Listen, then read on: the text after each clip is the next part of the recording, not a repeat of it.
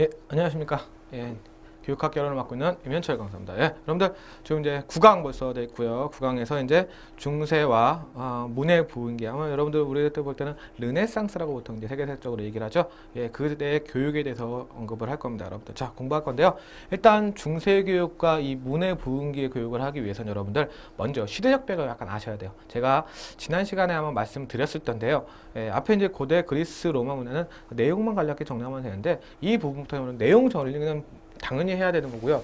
예, 시대 흐름을 좀 읽어야 됩니다. 그렇기 때문에 여러분들 이 부분에서는 약간 좀 판서 부분이 좀 필요하고요, 여러분들. 그렇기 때문에 이 중세와 이 문해 부흥기에서는 여러분들 판서 좀 따라오시면서 기출문제 정리하는 식으로 강의를 진행하도록 하겠습니다. 자, 여러분들 일단 첫 번째 학습 목표를 보면요. 우리가 이제 어떤 걸 할 거냐라고 했을 때 여러분들 첫 번째 중세 교육의 특징과 이제 스콜라 철학에 대해서 얘기할 거고요. 자, 좀 이따 얘기할 거고요, 여러분들. 그 다음에 이제 그 대표적인 교육들인 기사도 교육, 그 다음에 대학 교육, 그 다음에 시민 교육 등에 대해서 여러분들 얘기를 할 겁니다. 그 다음에 문해 부흥기 말 그대로 르네상스 이후에 인문학 중심의 여러분들 대표적인 학자 에라스무스라고 얘기를 할 거고요. 그 다음에 이제 신규의 교육령 아주 중요합니다. 종교개혁 이후에 신규의 교육령 부분까지 여러분들 딱 하고 그 다음에 대표적인 이제 종교개혁자 루터까지 여러분들 마무리 짓는 시간을 갖도록 하겠습니다. 자, 첫 번째 여러분들 보시면서요. 자, 이쪽으로 이제 보시면요. 일단 우리가 중세라고 했을 때는요. 네, 여러분들 중세는 무조건 여러분은 당연히 신중심이죠, 신중심. 예, 말 그대로 성서 중심, 신 중심의 교육입니다. 뭐 교육뿐만이 아니고요. 건축이 뭐냐? 교회 짓는 거예요. 철학이 뭐냐? 신학책이에요. 이번적으로. 그러면 왕? 에이 왕. 성직자 짱. 교회 짱. 교황 짱. 이겁니다. 결국 이러한 상황에서 우리 교육적으로 볼 때 이때는 자, 전기 교육과요. 후기 교육이 여러분들 성격이 다릅니다. 자, 전기 교육에서는 여러분들 교부 철학이라는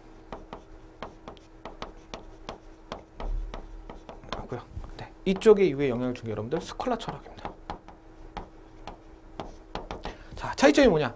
교부는 여러분들 교회의 아버지예요. 그렇기 때문에 실제로 로마가 당시 이제 크리스토교라고 하죠. 크리스토교회 국교로 인정한 이후에는 여러분들 세계적인 종교가 돼요. 기존에는 하나의 부족 종교였지만 그렇기 때문에 여러분들 교리를 체계할 필요가 있어요. 신중심으로. 그래서 여러분들 교부 철학은 여러분들 인간 중심적인 교육이 아닌 신 중심의 교육. 예. 즉 개인의 양성, 개인의 육성, 개인의 발전 이런 말 아닙니다, 여러분들. 기본적으로 이쪽은 여러분들 신 중심적 교육이 들어가는 겁니다. 그래서 신 중심의 교육, 즉 쉽게 말해서 기독교인 양성이죠. 기독교적인 교육 형태가 나타나고요. 그거에 대한 약간의 반발, 시대 변화의 흐름에서 스콜라 철학이 나옵니다. 그래서 아니다. 그것도 중요하지만 우리 신앙도 당연히 중요하지만 신앙과 모두 중요하다. 자, 개인적인 이성 부분의 교육도 중요하다. 이 부분의 교육도 실시돼야 된다라는 게 스콜라 철학입니다. 일단 스콜라 중세시대 정기와 후기를 여러분들이 먼저 정리를 하실 수 있어야 됩니다. 이걸 먼저 간략하게 하고요. 그 다음에 그럼 이 전반을 아우르는 특징이 바로 이게 다 나와 있어요. 초기엔 여러분들 당연히 신중심이니까 여러분들 네, 주정주의입니다. 주정주의가 뭐냐? 말 그대로입니다, 여러분들. 예, 감정, 인간의 감정, 신앙에 대한 감정, 마음 이거를 중심적으로 발달시키는 거고요. 그 다음 넘어오면서 스콜라 철학이 되면서부터 인간의 이성에 대한 부분도 들어가고요. 그래서 지식적인 측면, 이성의 도야라는 부분이 그때 나서 들어갑니다, 여러분들. 자, 그런 내용 여러분들 정리할 수 있어야 됩니다. 자, 그래서 기본적인 중세교육의 철학 여러분들 간단하게 살펴봤고요. 그 다음에 여러분들 뭐 기독교 사상에 대해서는 뭐 여러분들 제가 따로 얘기하지 않겠습니다. 기독교 사상은 바로 이거 얘기합니다. 기독교. 자, 주정주의 얘기했고요. 그 다음에 기독교 사상주의, 그 다음에 성서주의 뭐 이런 것 등등이 기독교 교육의 시작입니다. 기독교인 양성을 위해서. 그래서 여러분들 여기는 특별히 이렇게 정리를 따로 안 해주셔도 되고요. 자, 그 다음에 이제 여러분들 스콜라 철학 이건 여러분들 좀 정리를 하셔야 됩니다. 자, 보겠습니다. 제가 먼저 말씀드렸듯이요. 스콜라 철학은 여러분들 신앙과 이성 중심입니다. 따라서 기존에 없었던 거기 때문에 당연히 여러분들 똑같이 신앙, 예, 신학입니다. 그 다음에 이성 부분, 네, 철학. 하고요. 자, 지난 시간에 강의를 여러분들 들으신 분들은 기억하셔야 됩니다. 스콜라 철학 누구의 영향을 받았다? 누구의 영향을 받았다? 예. 앞에서 아리스토텔레스의 영향을 받았다.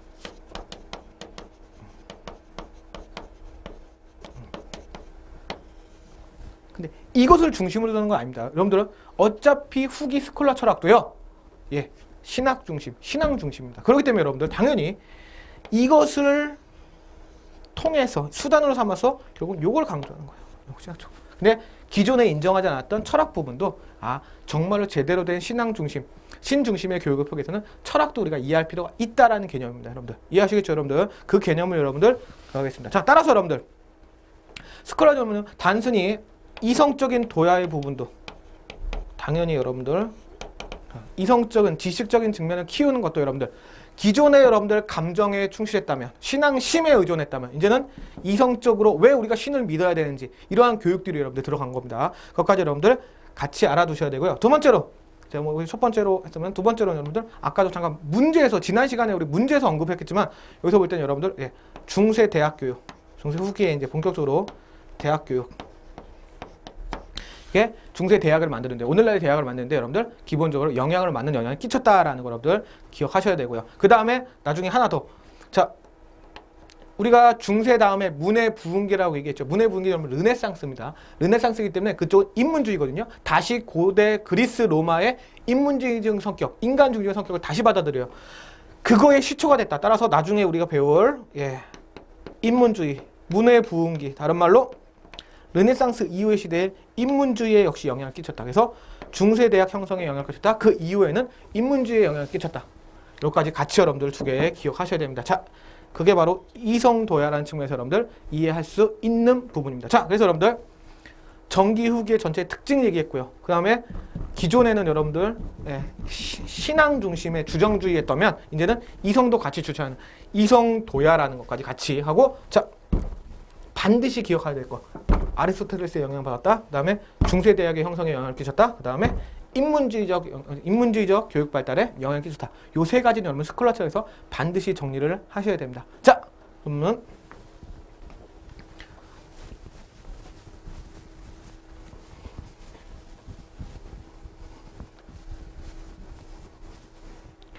자, 이제 보시면요. 두 번째, 중세교육의 특징과 이제 스콜라 철학에서 여러분 살펴봤고요. 그 다음에 이제 중세 후기에 이제 스콜라 철학 이후에 이어지는 스콜라 철학의 영향을 받은 자, 기사도 교육, 그 다음에 대학 교육, 시민 교육에 대해서 간략하게 정리했습니다. 자, 여러분들 이 부분은요, 기사도 교육, 대학 교육, 시민 교육 그렇게 어렵지 않습니다. 우리 간략하게 내용만 정리하면 되니까요. 여러분들 책 심판으로 갖고 계신 분들은 여러분들 79페이지 표시면 여러분들 내용 정리되어 있습니다. 자, 카일 대제의 교육 같은 건 여러분들 그냥 가볍게 읽고 넘어가시면 되고요. 그 다음에 이제 두 번째 나오는 게 여러분들 기사도 교육, 그 다음 세 번째가 이제 대학 교육, 그 다음에 시민교육 이렇게 나왔습니다. 요 세 개는 여러분들 반드시 정리를 하셔야 됩니다. 특히 기사도 교육이요. 첫 번째. 자, 기사도. 자, 기사도. 여러분들 기사도가 무슨 뜻이냐면 여러분들 기독교적인 무인이에요. 말 그대로.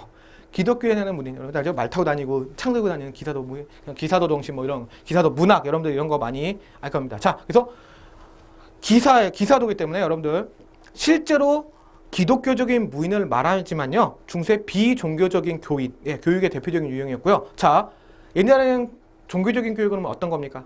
말 그대로 성서 읽고 성서 주시고 외우고 이런 겁니다. 근데 그걸 떠나서 기사도 무인하니까 뛰어다녀 놀아야죠. 그렇죠? 그렇기 때문에 여러분들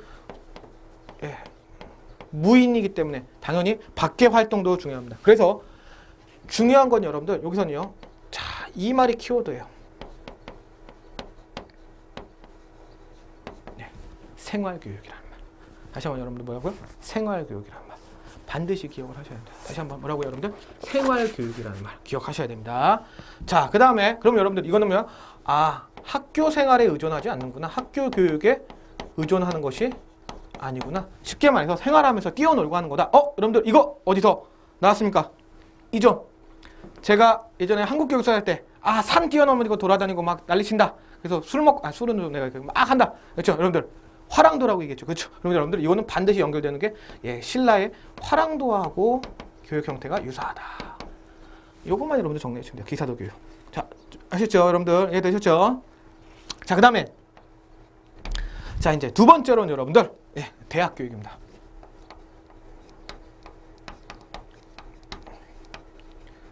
기본적으로 여러분들 대학 교육은요, 예, 중세 때 지금 현재 모든 대학의 기원은요 중세 대학입니다. 중세. 예, 최초에 볼모르아라는 대표적인 파리 대학 이런 것들을 통해서 대학이 성립되는데요. 여기서 첫 번째 학건 여러분들 아까도 잠깐 언급했어. 어디에 영향받았다? 예, 스코 철학에 영향받았다. 스콜라 철학의 영향을 받아서 여러분들 대학 교육을 받았다. 말 그대로 여러분들 스콜라 철학 얘기했습니다. 신앙과 이성의 조화입니다. 이성적인 교육을 중요시하기 때문에 예, 그게 바로 대학 교육이라는 발달된 형태로 여러분들 나아갑니다. 그래서 첫 번째 요 스콜라의 영향을 받았다라는 것만 여러분들 정리해 두시고요. 교재 보시면 여러분들 대학의 특권이라고 나와 있고 이런 거 나와 있는데요. 자, 이런 거는 여러분들 크게 신경 안 쓰셔도 되고요. 자, 요거는 좀 중요합니다. 스콜라 철학이 여러분들 중세대학에도 영향을 끼치고요. 어디도 영향을, 그 뒤에 인문학적 교육에도 영향을 끼친다고 말씀드렸어요. 그렇기 때문에 여러분들 스콜라 철학의 이 대학 교육에서는 이 대학 교육에서는 결국 뭘 얘기하냐? 예, 그렇죠. 인문주의죠. 자, 인문주의적 교양. 이런 자유로운 교양 교육이 있었다라는 거 정도 여러분들 기억을 하시면 됩니다. 자, 그 다음에 여러분들 이제 세 번째로는요. 네, 시민교육입니다. 자, 여러분들 이 시민교육을 하기 위해서는 여러분들 잠깐의 배경적 지식이 좀 있어야 됩니다. 자, 중세 후기로 넘어가면서요. 중세 후기로 거의 후기서 중후기라고 봐야죠, 여러분들. 어떤 거 말씀드리냐면 자, 이 십자군 전쟁입니다, 여러분들. 자, 실제로 십자군 전쟁이 일어나면서요. 전 그리스도인, 당신은 그리스도라고 얘기해야죠. 그리스도인들이 자, 당시 이슬람 오른쪽에 동양 제국을 침략하기 시작합니다. 근데 그때 그 십자군 전쟁이 끝나면서 예, 상인들이 왔다 갔다 하는 거 동양의 물품들이 신기한 거예요. 그러니까 왔다 갔다 그러면서 그 중간에서 이익을 얻는 어떤 사람들이요. 예, 우리가 보통 상인들이 통한 무역 활동이 활발해지는 거예요. 상인들 통한 무역 활동이 활발해집니다. 그러면서 여러분들 상인들이 모여서 무역하고 있는데 사람들이 많이 모이죠. 그 교육 장소에. 그게 뭘로 발달하냐? 그게 바로 현재의 예, 도시의 기원입니다. 도시. 성곽 쌓고 이런 도시들이 발달합니다. 자, 그러한 도시들이 발달하면서 여러분들 시민들이 거기서 나옵니다. 이 사람들 우리가 이제 나중에 보면 이제 예, 부르주아라는 말로 하죠. 신흥 상공업자들. 이때가 여러분들 중세 후기 정도의 중후기 정도 이후에 등장하기 시작합니다. 상공업 발달. 그래서 여러분들 잘 보세요. 이러한 시민들에 의해서 시민들을 교육할 수 있는 교육이 필요하고요. 시민들에 대한 교육이 필요하고요. 그래서 시민학교와 각종 도시학교 등이 예, 행합니다. 자, 그럼 이때 시민들은 어떤 개념이었냐? 이런 말씀드려요. 예, 상인들이고요. 무역들이니까. 자, 당연히 인문학적 교육? 아니, 필요 없죠. 이 사람들 필요한 거고요. 예, 생산에 대한 거고. 예, 예, 실제적인 교육. 그래서 여러분들 어떻게 하겠어요? 당연히 무역해야 되니까 지리도 많이 알아야 되겠죠. 지리. 그 다음에 모르는 사람들이 통역이니까 외국어 교육도 많이 해야 되겠죠. 자, 이런 실제적인 교육, 생산교육과 직업교육, 예, 이런 것들이 여러분들 실제로 나타나기 시작했습니다. 아주 중요한 부분입니다, 여러분들 시민교육. 그래서 여러분들 자, 기사도 교육 여러분들 예, 생활교육이라는 측면 하나만 정리해 주시고요.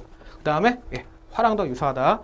대학 교육은 여러분들 스콜라 철학에 영향을 받았다. 인문주의 교육의 시작이었다라는 걸 여러분들 기억하시면 되고요. 자, 세 번째는 시민교육은 당시의 십자군 전쟁 이후로 상인들의 활동이 활발해지면서 여러분들 생산, 직업교육 같은 실제적인 교육을 담당하겠다. 그래서 여러분들 말씀 지리나 여러분들 교육, 외국어 같은 이런 교육들이 슬슬 발전하기 시작합니다. 그래서 시민교육 또는 시민학교 또는 도시학교의 개념들이 여러분들 실제로 나타나게 됩니다. 자, 이게 여러분들 기사도 교육과 여러분들 중세 교육의 특징과 스콜라 철학, 그 다음에 이제 기사도 교육, 그 다음에 대학 교육, 시민 교육 이렇게 나타났습니다, 여러분들. 자, 그럼 여러분들 여기까지 배우고 여러분 간략하게 한번 여러분들 문제로 한번 살펴보겠습니다.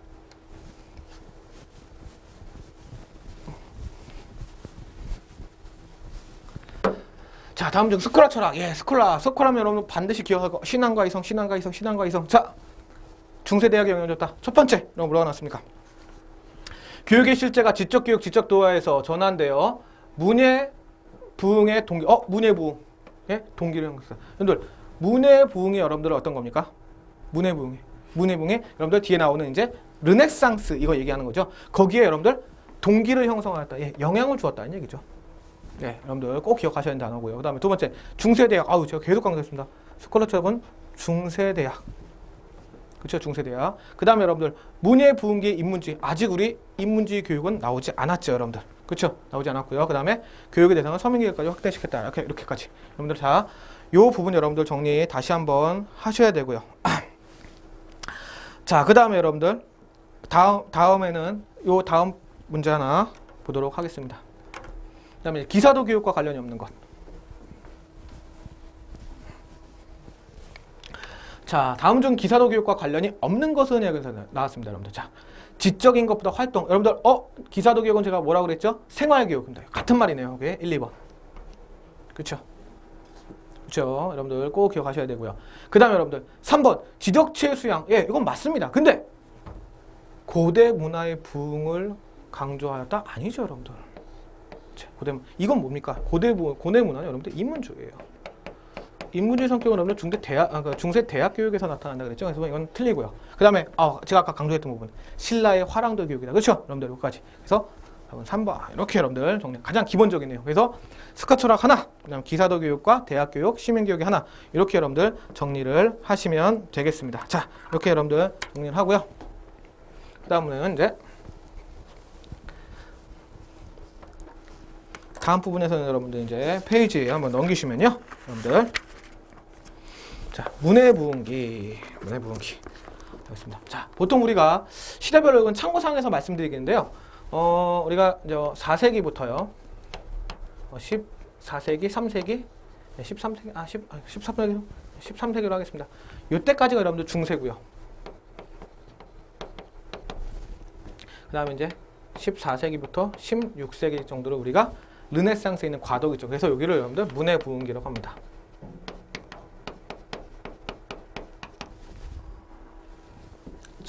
그래서 지금은 여러분들 이제 방금 전에는 중세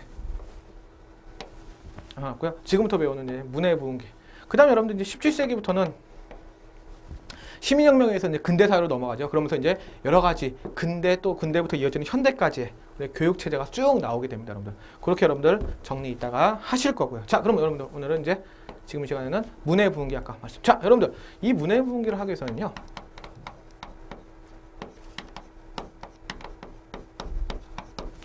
먼저 여러분들 꼭 아셔야 될 거. 네. 이걸 아셔야 돼요.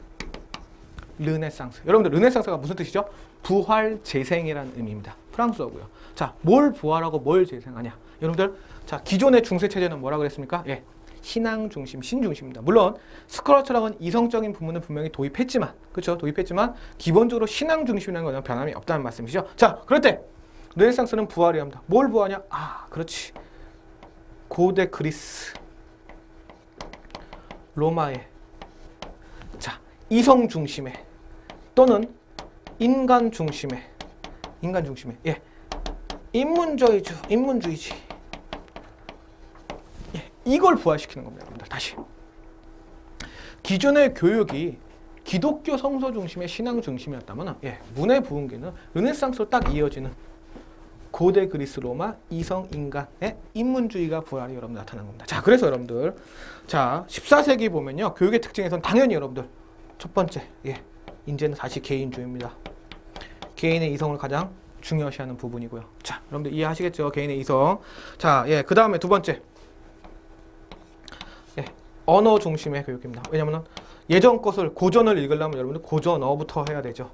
그다음에 이 부분 여러분들 기억하셔야 되고요. 그럼 세 번째로는 인간한테 가장 순수한 자연주의, 자연스러운 자연법에 관련 자연의 합리. 자, 여러분들 그런 것까지 여러분들 이상합니다. 자, 왜냐하면 여러분들 자연이 인간 중심이잖아요. 우리가 이런 거죠. 미신 믿는 거 또는 뭐 옛날에 뭐 애니미즘, 토테미즘 이런 거 여러분들 초자연적인 자연이라는 부분, 자연스러운 부분을 초월한 겁니다. 근데 그거 말고 자연, 인간 중심으로 다시 돌아가자. 자연주의. 그래서 여러분들 개인주의 또는 언어주의. 그 다음에 이제 자연주의가 여러분들 문예부흥기의 가장 큰 특징입니다. 여러분들 이렇게 여러분들 먼저 정리를 해 두시면 되겠습니다. 자, 여기서 이제 가장 중요한 사람이 누가 나오냐, 여러분들. 자, 에라스무스라고 여러분들 나옵니다. 자, 그럼 여러분들 볼게요. 이 문예부흥기의 대표적인 사람.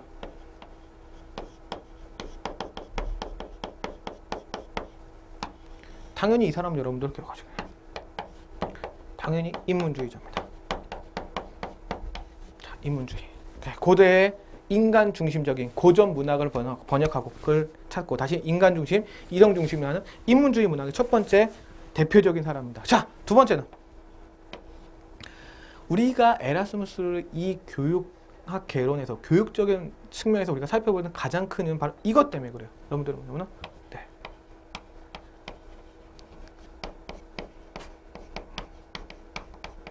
자, 바로 이 훈육이라. 여러분 학습이라는 방법은 여러분 계속 있었어요. 항상 있었어요. 특히 어디 여러분들 고대 그리스 소크라테스, 플라톤, 아리스토텔레스 여러분 나오면 계속 나오죠. 학습 부분. 근데 훈육을 하는 겁니다. 누가? 직업적인 교사가. 직업적인 학교 교사의 조직적인 훈육이 필요하고 거기다 플러스 학습이란 방법. 여러분들 에라스무스는 여러분들 결국 이거 하나. 이것 때문에 여러분들 우리가 배운다고 해도 과언이 아닙니다. 아, 훈육과 학습 여러분들 꼭 기억을 하셔야 됩니다. 그 다음에 여러분들 이제 뭐 아동, 특히 아동에 대한 중심 교육. 이건 뭐 계속 어디서부터 반복되냐면 여러분들 고대 그리스부터 반복되는 부분이기 때문에 제가 따로 언급 안 해드려도 될 것 같고요. 그 다음에 이제 여러분들 이건 중요한 겁니다. 그렇기 때문에 아동 중심 교육이기 때문에 여러분들 뭐 연결되는 거 있으시죠? 잘 띄워놓을게. 유희와 흥미를 위주로 하자. 그렇죠? 그 대신 예전에는 요것만 강조했다면 아니다. 이제는 뭐다? 훈육도 강조한다. 두 개를 같이 강조한다는 거 여러분들 꼭 기억하셔야 되고요. 그럼 네 번째로 여러분들 중요한 게 여러분들 교육의 균등을 주겠습니다. 교육 기회를 균등하게 하자. 이 부분까지 같이 이어지는 부분입니다. 그래서 여러분들 에라스무스에 대한 인문주의, 그 다음에 훈육과 학습 방법, 아동 중심의 유의, 흥미 교육, 그 다음에 교육 균등. 이 정도는 여러분들 꼭 기억하셔야 되고요. 그 다음에 역시 계속 반복되기 때문에 여러분들 뭐 조기 언어 교육이라든지 태아 교육이라든지 여러분들 이런 거 당연히 계속 강조를 합니다. 그러나 키워드는 다시 한번 말씀드립니다. 훈육 학습이라는 방법 여러분들 같이 정리를 해 주시기 바랍니다. 자, 여러분들 요까지 여러분들 같이 보시면요. 그 다음에 이제는 하는 문제 하나 보겠습니다. 자, 보시면요, 여러분들 다음 중 에라스무스의 교육 방법 아닌 것은 자, 태아 교육, 조기 교육. 제가 방금 말씀드렸죠. 아동 중심의 교육에서 태아 교육, 조기 교육도 강조한다. 다시 한번 여러분들 정리를 해 주시고요. 두 번째, 학습의 흥미를 갖기 위해 즐거운 놀이 방법. 자, 즐거운 놀이 방법. 제가 말했죠. 유희와 흥미 계속 강조했습니다. 그 다음에 아유, 제일 중요한 단어 나왔네요. 이게 제일 많이 나오는 겁니다. 훈육과 학습. 4번입니다. 직관과 여러분들 직관과 귀납법. 특히 직관과 귀납법은 여러분 뒤에 나오는 이거는 여러분들 경험. 감정 부분이에요. 감정 부분. 아니죠. 왜냐하면 여러분들 말씀드렸지만 문해부흥기라는 얘기는 뭐라고 말씀드렸습니까? 문해부흥기는 여러분들 기본적으로 고대 그리스의 인문주의적, 인간중심적, 이성중심적인 얘기입니다. 그렇기 때문에 여러분들 직관적인 방법을 강조하지는 않습니다. 그래서 여러분들 이렇게 정리를 하시면 되고요. 자, 그 다음에 여러분들 이 만약에 문화부흥에서 한 문제만 여러분들한테 말씀을 드린다. 그럼 여러분들 바로 이겁니다. 자, 신교의 교육력. 그럼 여러분들 신교가 뭐냐라는 것까지 여러분들 먼저 아셔야 되죠. 자, 그거는 이제 간단하게 여러분들 언급해 드릴 겁니다. 자, 기본적으로 여러분들 아까 14세기에서 16세기 이거를 문해부흥기를 했죠. 그래서 첫 번째가 우리가 한 게 여러분들 르네상스입니다. 자, 르네상스 다시 한번 뭐라고요, 여러분들? 부활입니다. 뭘 부활? 예전에 고대 그리스 로마의 인문주의, 인간중심적인 부활. 이것만 여러분 머릿속에 기억하면 돼요. 근데 두 번째는 뭐가 일어나요, 여러분들? 종교개혁입니다. 종교개혁 때문에 이어지는 종교 전쟁까지 일어납니다. 그래서 좀 이따가 이제 하겠지만 보통 종교개혁의 대표적인 사람이 루터, 칼벤, 뭐죠? 자, 기존의 교회는 잘못했다. 교회는 잘못됐다. 성서 중심으로 다시 돌아가자. 원래 교부 철학에서 중세 시작에선 나하고 하나님하고 사이에는 아무도 없어야 돼요. 근데 실제로 중세 시대는 중간에 성직자, 교회가 있어요. 자꾸 그걸 거쳐야 된단 말이에요. 그래서 나중에 그런 거에 대한 반발로 종교개혁이 일어납니다. 그래서 신앙의 자유를 보장하라. 난 다른 거 믿어야 된다. 신앙의 자유를 보장하라. 라고 하면서 전쟁이 일으켜서 종교전쟁이 약 30년간 일어납니다. 종교전쟁 이후에 나타나는 게 기존에 있던 구교. 그 다음에 이제 신교가 나타납니다. 요즘 말로 하면요, 여러분들. 구교는 이제 카톨릭 기존이고요. 기존의 카톨릭. 그다음에 신교는 흔히 말하는 개신교라는 기독교입니다, 여러분들. 그래서 이러한 신교, 새로운. 그래서 여기는 뭘 기억하냐? 자, 예, 개인의 신앙 자유를 인정합니다. 개인의 신앙 자유. 여러분들, 개인의 신앙 자유. 여러분들, 신교에서 강조하는 부분입니다. 이거 여러분들 정리해 두시면은 됩니다. 이게 신교고요. 실제로 오늘 개신교 이렇게 여러분들 이해하시면 되고요. 자, 그것 때문에 여러분들 그 신교의 교육령에서 반드시 출제되는 부분이 여러분들 바로 예, 고타 교육령, 고타라는 지역의 교육령과 그 다음에 예, 매사추세츠, 말도 어렵네요, 여러분들. 자, 매사추세츠라는 교육령입니다. 자, 둘 다 신교의 교육령이고요. 차이점과 공통점이 나타났습니다. 잘 정리해 두셔야 됩니다, 여러분들. 잘 보겠습니다. 자, 고타 교육령은 여러분들 중앙집권적 전제적이라고 했습니다. 뭔가 국가가 통제하는 느낌이죠. 근데 거기다가 세계 최초의 근대적 의미의 의무공용. 네, 의무교육령을 여러분들 해놨습니다. 말 그대로 의무교육을 하자. 의무교육을 하자. 자, 아주 중요한 부분이다. 특히 누구의 여러분들, 자, 네. 아동은 의무적으로 반드시 교육시키자. 반드시 시키자. 라는 거. 최초의 근대적 의무교육을 여러분들 해놨고요. 그 다음에 두 번째로는 뭐 취약 의무제, 학교 관리 등에 대해서는 얘기를 했습니다. 근데 여러분들 뭐가 중요하냐면 이거 학교 설치 이런 거에 내용이 없어요. 그러니까 취약 의무제, 그래 아동을 취약 의무제 하자, 무조건 취약시키자라는 의무는 있는데 학교 관리, 교과 과정도 나와 있습니다. 근데 정작 중요한 학교 설립에 대한 건 언급하지 않았습니다. 그러면 그거에 대해서 반대는 또 반대가 아니고요. 같이 같은 정도에 등장하는데 매사추세츠의 추세츠의 교육령에서는 여러분들 현대 공교육제도의 시초입니다. 시초. 그리고 여기는요. 지방 분권적 민주적인 개념. 여기하고 좀 반대가 되네요. 여기는 고타교육령은 중앙집권적 전제적인 의미. 좀 국가가 통제하는 의미면 여기는 민주적 지방 분권적 맡기는 의미. 이렇게 여러분 변경하고요. 그렇죠? 자, 그래서 공교육제도 아주 중요합니다. 공교육제도 최초로 언급했고요. 그래서 공교육을 최초로 여러분들 맞습니다. 자, 그다음에 두 번째로는 여러분들 부모나 고용주의 교육을 의무적으로 규정했습니다. 여러분들 교육을 똑같이 의무 규정 시킨 겁니다. 여러분들 똑같이 의무 규정 시킨 거예요. 근데 여러분들 중요한 게 뭐냐면 여러분들 자, 지방자치단체 각 지역별로 학교 설치의 의무화, 이게 중요한 겁니다. 차이가 나타나죠. 여러분들 이쪽에서는 취약 의무, 그래 아동 취약시켜라 의무다 라고 하는데 학교 관리, 교과 과정에 대해서는 설명하지만 학교 설치에 대해서는 여러분들 언급하지 않았어요. 근데 여기는 지방에서도 여러분들 학교 설치 의무해라라는 거. 그렇죠? 그다음에 그래서 그것을 공교육 교육제도와 연결시키는 부분. 여러분들 요거 아주 중요한 부분입니다. 고타 교육령과 매사추세츠 교육령을 비교 분석하는 문제 여러분들 반드시 시험 문제 여러분들 출제될 겁니다. 자, 그다음에 여러분들 여기서는 공교육제도 여러분들 나타났고요. 그 다음에 의무규정 의무규정도 당연히 나타났고요. 그 다음에 여기는 보통 지방학교 단체니까 지방자치단체니까 여러분들 여기는 무상교육도 여러분들 같이 주장을 했습니다. 이런 것까지 같이 정리를 하시면 되겠습니다. 자, 다시 한번 여러분들 지금 이 신교의 교육령, 고타 교육령과 매사추세츠 교육령을 비교하는 부분, 비교가 딱딱 되죠.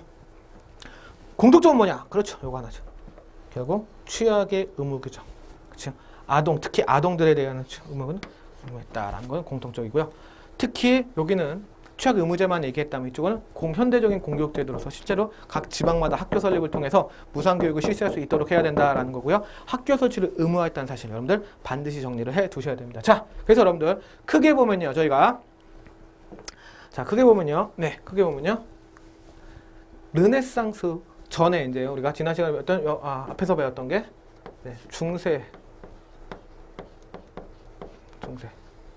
중세에서 여러분들 초기의 교부 철학의 내용, 신앙 중심의 내용이다. 그럼 별로 중요치 않았죠. 그러니까 언급 많이 안 들었습니다. 그럼 제가 말씀드린 건 여러분 스콜라 철학 중심하고요. 그 스콜라 철학의 영향을 받은 중세 대학, 그렇죠?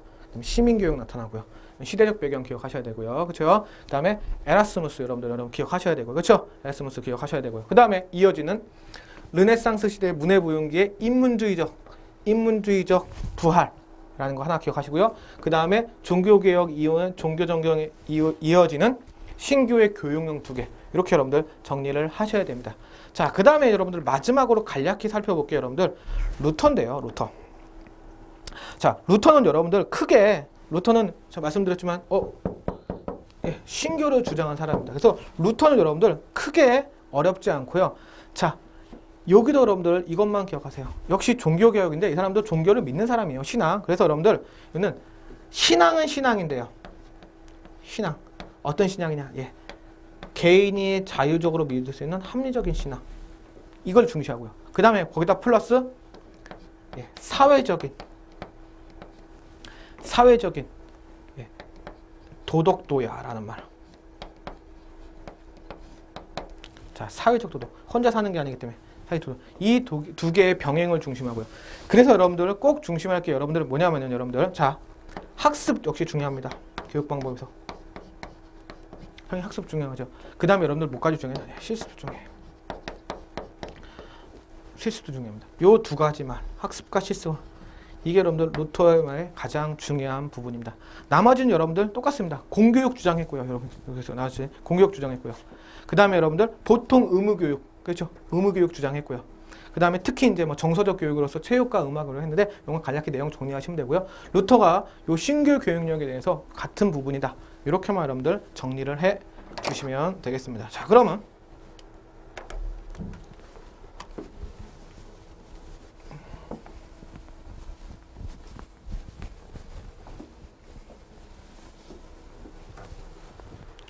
자, 마지막으로 여러분들 문제 하나 살펴보겠습니다. 자, 다음 중 매사추세츠 교육령에 대한 거. 자, 한번 볼까요? 여기다가 다시 한번 내용. 자, 네, 맞습니다.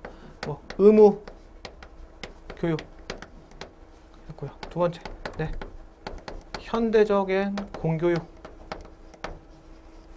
그 다음에 여러분, 자, 세 번째, 네, 학교 설립. 자, 그렇습니다. 두 개 어디서요? 여러분들? 예, 지방단체에서. 그렇죠. 그럼 저부터 1번 보세요. 세계 최초의 의무 교육령으로 주장하는 학자들이 많다라고 했습니다. 두 번째, 중앙 집권적이고 전제적인 성격이다. 세 번째, 취약 의무제 학교 관리 교권 과정이다. 여러분들, 이거 다 뭡니까? 이건 다 네, 고타 교육령에 대한 얘기죠. 세계 최초의 의무 교육령은 여러분들 고타입니다. 고타가 먼저 등장했으니까요. 그 다음에 중앙적 교육. 자, 지방에서 학교 설립을 주장하기 때문에요. 중앙 집권적, 아니죠? 여기 뭐라고 반대로 민주적, 지방 분권적이라는 얘기가 나왔습니다. 그렇죠? 그다음 세 번째, 취약 의무제 학교 관리. 학교 과정이 없네. 학교 설립이 없네요. 그렇죠? 이거 고타입니다. 고타. 그러면 매사추세츠 교육령에서 하는 것은 바로 현대적인 공교육 제도의 원리를, 현대적인 공교육 제도의 원리를 여기까지 딱 정리하시면 되겠습니다. 자, 여기까지가 여러분들 간략하게 좀 빠른 감은 없지 않지만 여러분들 이 강의의 목표가 시험이 얼마 남지 않은 부분들에서 최선의 핵심적인 내용과 가장 기초적인 부분만 여러분들 강의를 하는 거기 때문에요. 자, 뭐 좀 더 제 개인적으로는 이제 배경이라든지 실제로 하나 용어를 설명해 드리고 싶지만 아마 시간적인 좀 부족한 때문에 물리적인 시간 때문에 여러분들 이렇게 간략하게 핵심만 여러분들 하겠습니다. 자, 머릿속에 기억하시고 스콜라 철학 기억하셔야 되고요. 기사도 대학 교육, 그다음에 시민교육 기억하셔야 되고요. 그다음에 에라스무스의 다른 건 기억 못해도 훈육과 학습 반드시 기억하셔야 되고요. 그 다음에 이제 문예부흥기에 인문주의가 부활했구나라는 정도 하나. 그래서 에라스무스의 인문주의 부활한 거 하나 기억하시고요. 그 다음에 마지막 신교 종교 정쟁 이후에 고타, 그 다음에 매사추세츠 교육령. 요거 여러분들 정리해 주시면 되겠습니다. 자, 여기까지 여러분들 중세하고 그 다음에 이어지는 문예부흥기에 대한, 이제 다음 시간부터는 여러분들 17세기, 18세기, 그다음 19세기, 20세기까지 이어지는 교육자에 대해, 서양 교육자의 사상가에 대해서 다 같이 공부해 보는 시간 갖도록 하겠습니다. 자, 여러분들 고생 많으셨고요. 다음 강에서 뵙겠습니다.